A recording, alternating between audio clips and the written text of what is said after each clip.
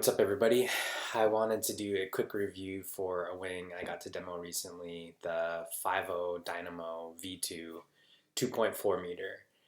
And I am really picky about my wings. I'm a big believer that high performance wings do really truly enhance your ability to have fun when you're out there surfing and riding swell and all that good stuff.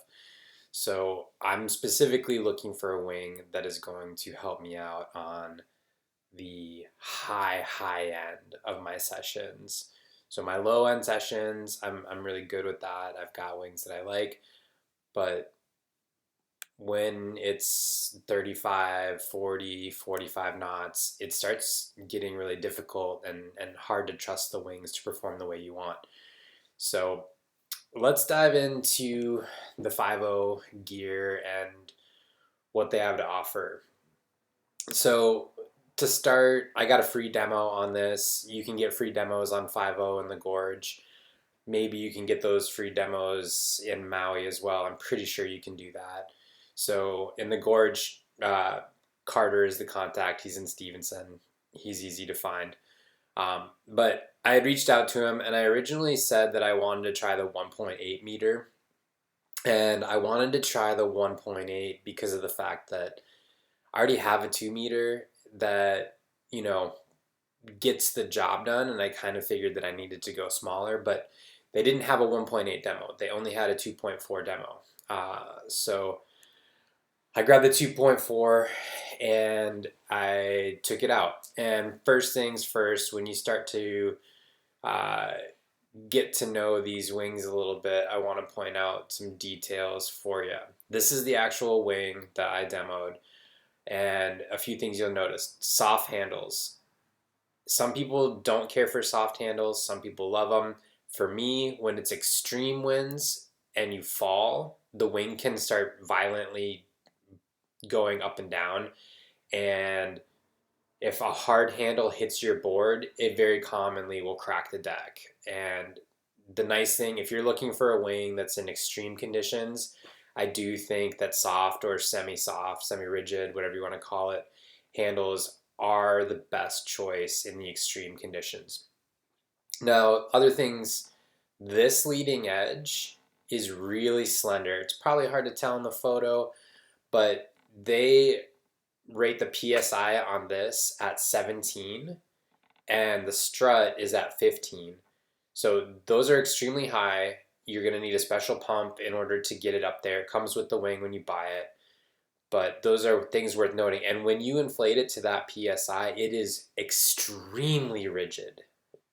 Definitely the most rigid frame of any wing I've ever used, period. Now, the other thing to take notice of here is this strut. This is a very short strut length, and if you look at this, maybe you can tell from the image, maybe not, but this is a very high aspect wing. So this short strut is going to have pros and cons, and we're going to talk about that a good amount as we go through, the details of my session on this. So let's close out of that. Okay, so here's my session. This is out launching from a place called Maryhill. This is near Rufus. Normally I'll launch here. I'll go way down past Rufus, come way back upwind.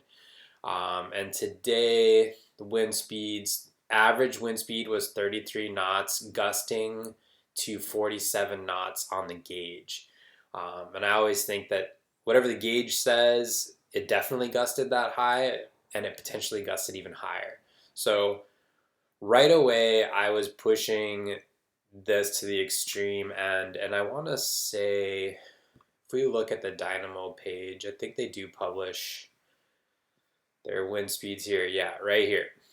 So 2.4 is recommended for 25 to 40 miles per hour. 47 knots is way over 40 miles per hour. So right off the bat, I was pretty nervous about being just like horrifically overpowered on this wing and just having a bad time. So when I'm overpowered, I know I can ride a sinker board. I'm on a minus 20 liter mid-length from Sunova. I'm on the AFS 650 Silk. That's my smallest, fastest gear. And this is what my session looks like. This is the very first time I ever went out on the Dynamo. And as you can see, the spaghetti wiggles going down, that's me. I'm flagged out and riding swell. And then these straight lines, that's upwind travel.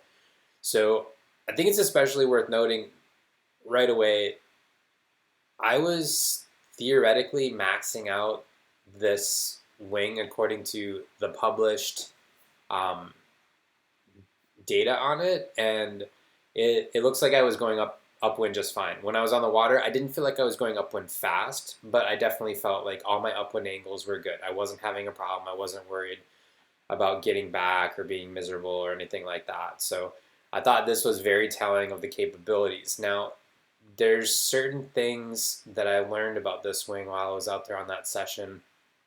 And number one, it flags out just a little bit differently than I'm used to with my other wings, but it took me maybe 5 minutes to get used to that. I think it has just the slightest bit of kind of like upward lift. So my wings are very, very neutral. When you're holding by the luff handle, they just sit completely flat. And I've had some wings in the past that want to go nose down, and I've had some that want to go nose up. And I would say the Dynamo is almost perfectly flat with maybe just the tiniest touch of nose up, but it vanished from my experience a few minutes in. Now, this strut being extremely short makes for a couple of unique options here. While the short strut and the high aspect wings do struggle with low end, at least I don't typically ride super high aspect ratio wings, and the water start is different. It's different trying to generate power on something like this because you can't really rely on that strut length to kind of scoop air. It's just a different start.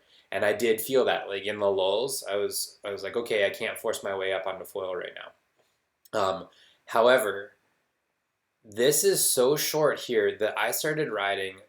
I was holding on this rear handle with my rear hand, and then instead of using the front handle, I actually was holding on to the luff handle.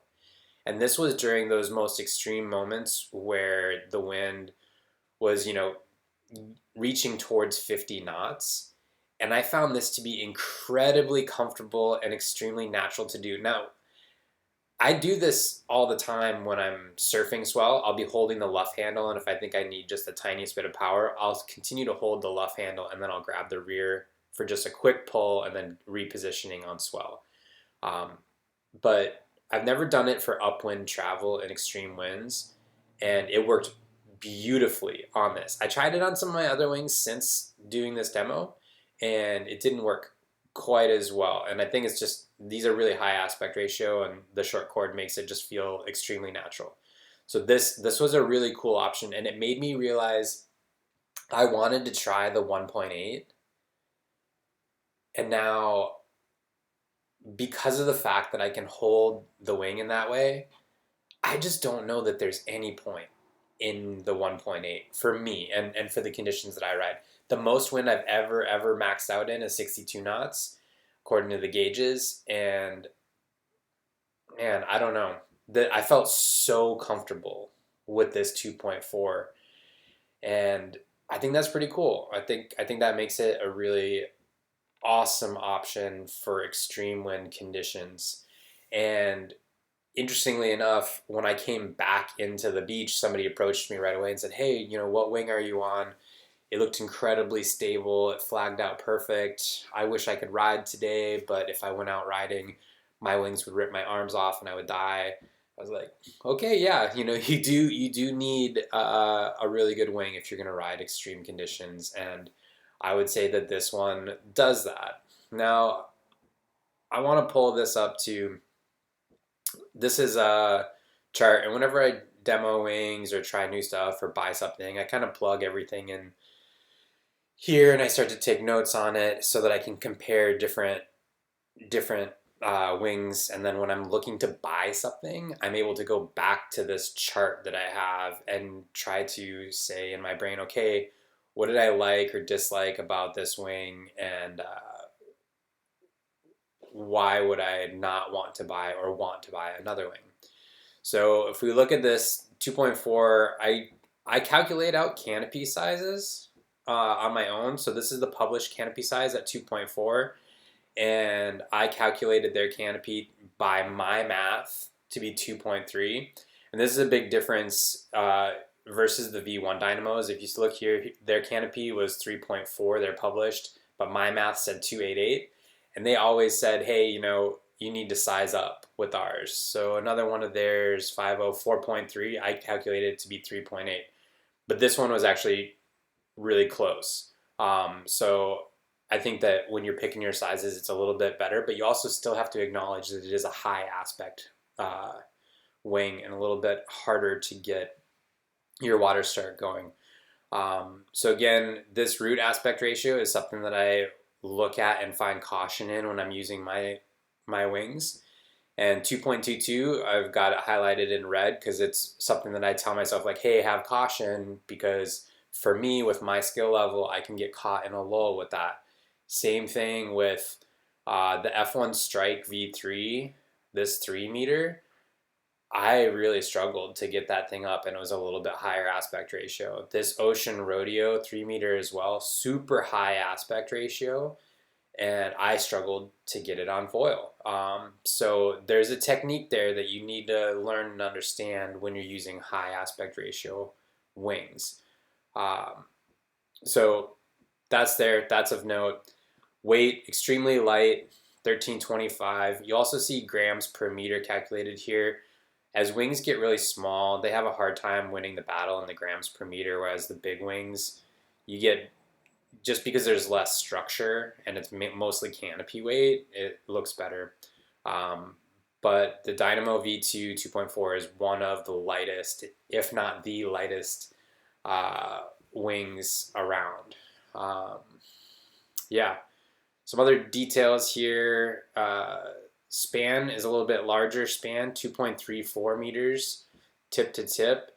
I don't have all these in meters, but if we look at inches, 92 versus, this is the 2.5 from Ocean Rodeo, much narrower span, but then a much deeper cord, 63 versus the 47.5.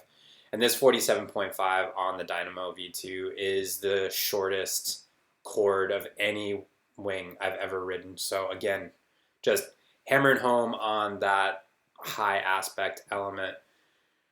That is the gist of it. I want to talk a little bit more about just the overall experience of being on these wings, and it's phenomenal. I think that if you are looking for a high wind wing, there's probably nothing better on the market. I've tried a lot of different wings. I've hunted around. I've wanted to find something that works really good and has, decent low end with extremely good high end, and that's hard to find. But the Dynamo 2.4 really seems to tick that box. So in my opinion, if you are going to be riding in extreme conditions and you want something that's going to be manageable in those extreme conditions, this is a great choice. The only con that I could really say for it, if you were trying to look and be picky, if you're adding it to a quiver of existing wings and you have to have a second pump, maybe you show up at the water and you forgot your high pressure pump. That's one of the very few things that I could say would be annoying, is having to carry 2 pumps to the water. If you're on a whole quiver of dynamos, then you don't have to worry about it, because then you just have their 1 pump and you're set. But then other than that, be aware of the high aspect element and have fun. They're really, really good wings, and I will definitely be looking to pick one up when I need to replace my current small ones.